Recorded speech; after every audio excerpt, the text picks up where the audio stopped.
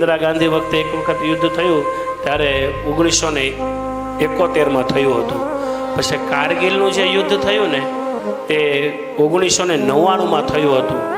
હવે અત્યારે થોડાક એવા એંધાણ જેવું લાગે છે, કેમ કે આપણા ભારતીય ઉપર હિન્દુ ઉપર પહેલગામમાં થોડાક દિવસો પહેલા જે આતંકવાદીઓએ દુષ્ટ બુદ્ધિવાળાઓએ હિન્દુ ધર્મ પર જે ચડાઈ કરી અને એને જે મૃત્યુને ઘાટ ઉતાર્યા છે ને, એને આજે આપણા ભારતીય સેનાઓએ અને ભારતના દરેક નાગરિકોએ એને જવાબ આજે આપ્યો છે. તાળીઓના ગડગડાટથી વધાવો એવા વીર જવાનોને કે આ લોકોએ જવાબ આપ્યો છે. પણ સરકાર દરેકનું સારું ઈચ્છે ને. ગુજરાતમાં એલર્ટ થવાનું છે. એને કહેવાય ને કે અંધારપટ આજે 7:30 થી 8. બોટાદ નથી એટલે આપણે ચિંતા જેવું નથી.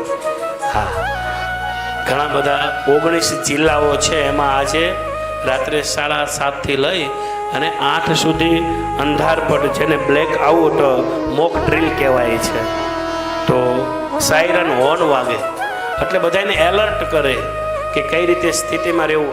ગભરાવાની કોઈ જરૂર નથી, ચિંતા કરવાની કોઈ જરૂર નથી, ચિંતન કરવાની જરૂર છે. આનંદમાં રહી પરિવારની સેફટી, કેમ કે આપણી ઉપર દ્વારિકાધીશ બિરાજમાન છે, ભગવાન બિરાજમાન છે.